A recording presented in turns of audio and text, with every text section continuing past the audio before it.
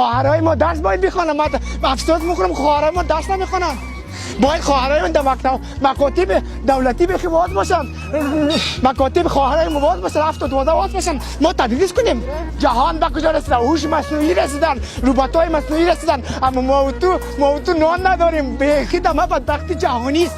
بیخی بیش مردم دیگه کره زمین باشد. ما بیخی آبرویم میره که چرا ما درس نمیخونیم، چرا خواهرم درس نخونه، چرا ما کار نمیکنیم. آبرویم بیش مردم جهانیان رفته.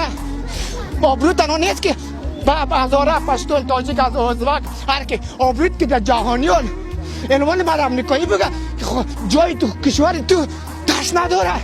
ما آبرویم پیش امریکایی و چینایی و ترکی رفته.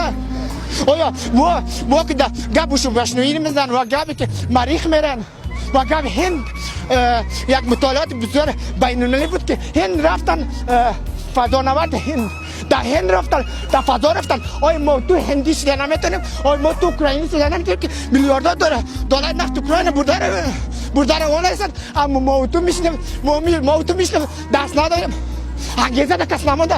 انگیزه داشته باشیم. یک اصول روانشناسی انگیزه و اعتماد به نفس مثال است. هر کس گفت که نمیتونی بگو نمیتونم. با گفته مردم چیزی نمیشه. با گفته جامعه جهانی ما تو چیزی نشدیم.